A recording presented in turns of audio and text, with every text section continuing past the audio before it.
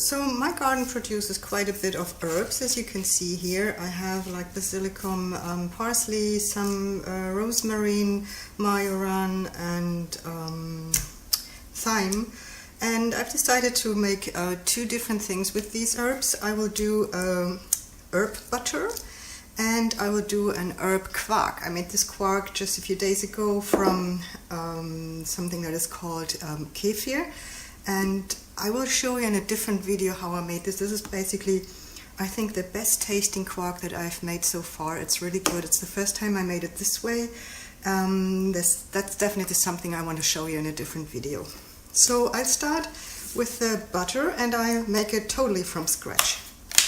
You can absolutely make it with a store-bought butter stick, but I want to do it like my grandparents used to do it, just for the fun of it, no specific reason for it. I wanted to do this always, and my kids have already made butter by themselves with just like a sort of jar, and it takes a lot of muscle grease to make some butter, so I decided to use my machine.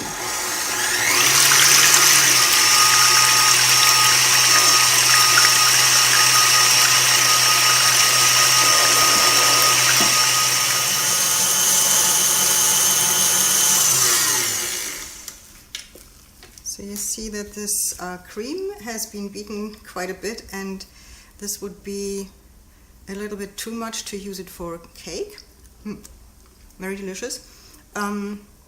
But it's not enough for making butter, so I have to continue and keep beating. So after beating it for quite a while, you can see that here is the butter, and down here this is buttermilk. And of course I'm gonna use this buttermilk for making quark. I don't want to lose it. And just move this machine and bring this in. So, oops. Gonna pour this through this cheesecloth.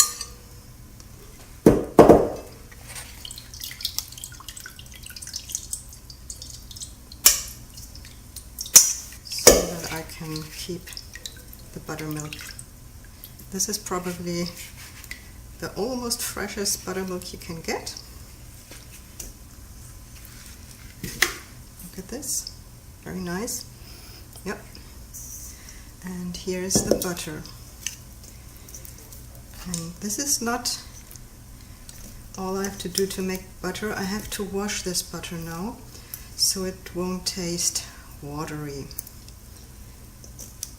And I will show you that in the next step, but first I have to get it out of here.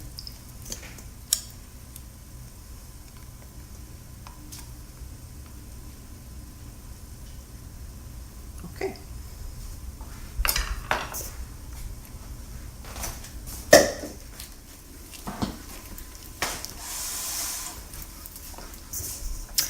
So here my butter will be washed, because if I wouldn't do that it would taste kind of watery, so I'm washing it out of it.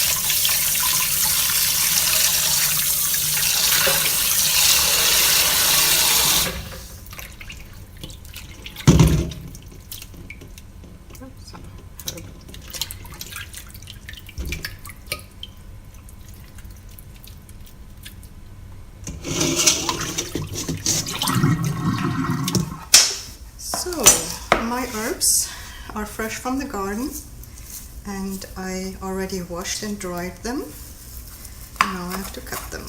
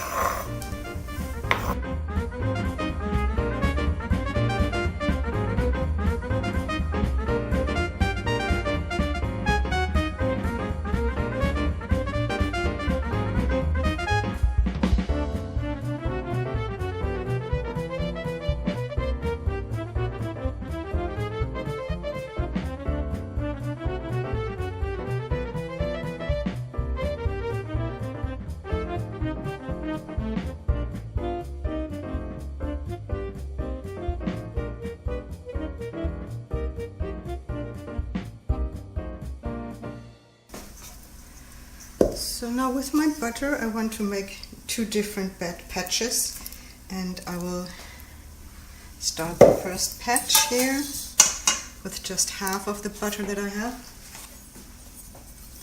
And all I want to do right now is I want to add some garlic. Probably too big. I cut it. Might even be enough when I take half of the garlic. Let's see. No, I'll add the other half.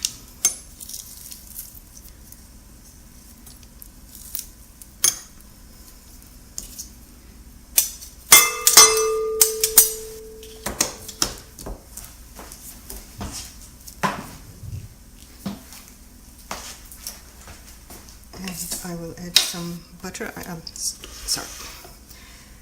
and I will add some salt. And this butter will be with parsley and with some MyGerman, not too much, some thyme, and some of the rosemary. And the idea for this herb butter is to use it on some meat.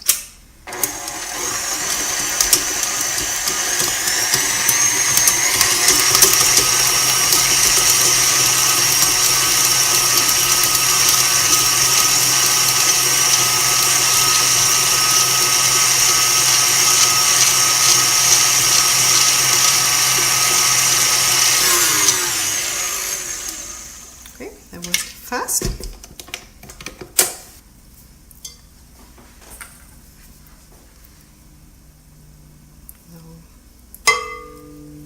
It's basically ready.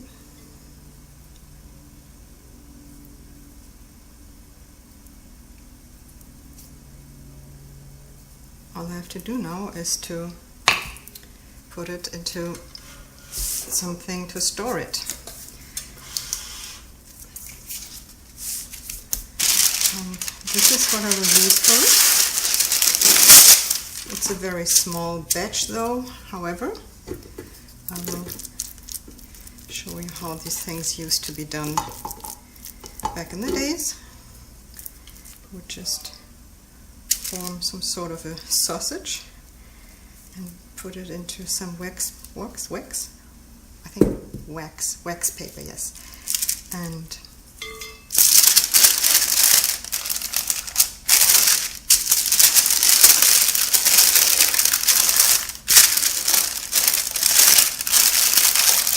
that's how my grandparents used to buy their butter, and we still like to have it in some sort of sausage shape. So once it is cooled and hardened, we can cut slices of it and put these slices on, for example, a fresh grilled piece of meat.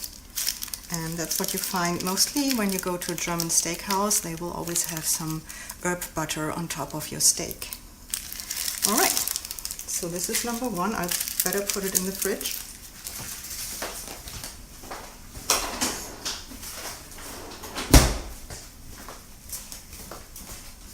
Now my second batch of butter will be a batch just with some salt, garlic, and some basil. And the idea of that is to just put it onto my pasta.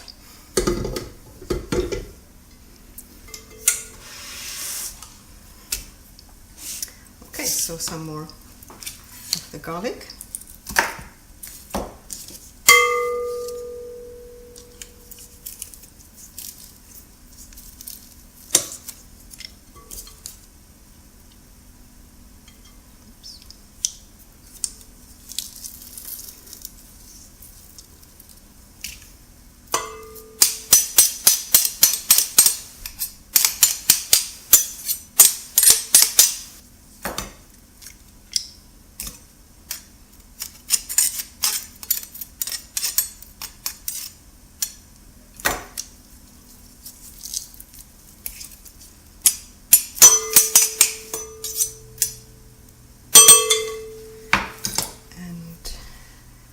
is my basil.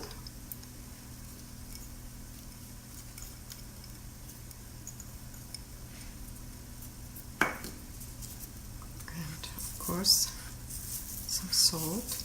Usually in Germany when you buy butter it's always without salt. So if you want to have a salted butter, you would have to go for a Danish butter. They used to put salt into their butter, but we in Germany don't do it.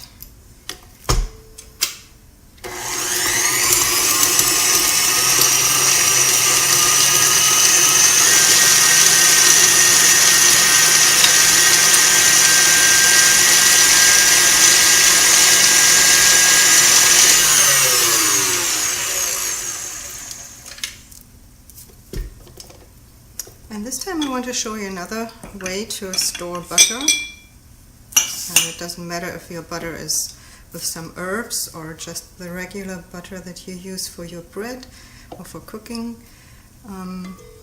So you can buy this spreadable butter here in America where they add some oil to the butter and that makes it more soft. But we have a different way in Europe to do this. This is actually something, I think it's French, and you fill this part with the butter and this part with some water, and then you just put it like this onto your countertop, and the water will keep the butter cold, but not so cold that it wouldn't be spreadable. So you can always pull this out and have some spreadable butter that hasn't been in the fridge. So, and I hope it fits all in there.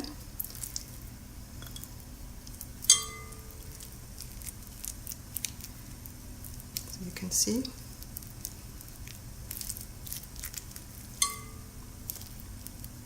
Okay, it's a little more than I thought. So I have to put the rest into some wax paper. And this will be delicious on very fresh pasta, while the other butter will be amazing with some very fresh baked bread. So this is the butter part of this video. When I did my first quark video, some people asked what am I doing with the quark, what are we using quark for? And there are so many uses I don't even really know where to start. But I will start with the herb quark that we use as a spread on our bread. And you've probably seen the video with the quark cakes, or you probably saw the recipe for the quark brötchen, quark rolls on my blog. And this is another use of quark. We really like to have it on our bread. And well, let's show you some of my personal bread here. My kids don't like it, but my husband and I do, so I bake it and slice it and then freeze it. And yeah, this is Schwarzbrot, black bread. Some call it pumpernickel, though pumpernickel is still a little bit different than this. And it's a bread with whole grains, and it tastes very good with this quark. But you can eat this quark with any other kind of bread too, of course. So I put some salt into it, and again I will use some garlic.